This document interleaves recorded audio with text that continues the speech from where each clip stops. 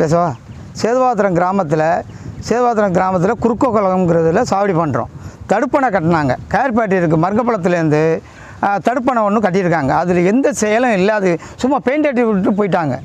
ஒழுங்காக எங்களுக்கு தண்ணியும் வரல, ஒழுங்காக அந்த குத்தனையும் கட்டலை. கடலுக்கு தான் தண்ணி போக தவிர எந்த பயனும் இல்லை எங்களுக்கு. குறுக்குளத்தில் பிட்டு தண்ணி வர்றதில்லை. மழை பெஞ்சால் தான் சாவடி. அதுவும் இந்த சாவடி பண்ணி பாதி வயலும் போச்சு, கல்லையும் போச்சு. வந்து பார்க்கல, யாருமே பார்க்கல. கல் சாவடியும் இல்லை எங்களுக்கு. தண்ணி கட்டினாங்க, தடுப்பணை கட்டியிருக்காங்க. அது எந்த பலனும் எங்களுக்கு வாய்க்காலில் தண்ணியே வர்றதில்லை. குறுக்குளத்துக்கு தான் அது கட்டினாங்க அந்த தடுப்பணை. அது வந்து மருங்கப்பாளத்துலேருந்து குறிகரம்ப வரையும் அந்த வாய்க்கா வருது. தடுப்பணை கட்டியிருக்காங்க கயர்பேட்டையும் பக்கத்தில். அது எந்த உடைய பலனும் இல்லை. கல்லாங்குளம் இருக்குது, அதுவுடைய வாய்க்காலும் இல்லை.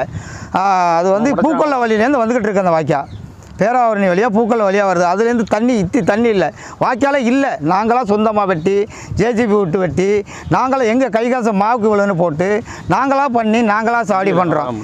இன்னும் எங்களால் முடியலை. இது பண்ணுறோமா, இன்னும் கொஞ்சம் நாள் இருக்கிறோமா செத்துருப்போன்னு தெரியலை. அந்த நிலைமை இருக்குது.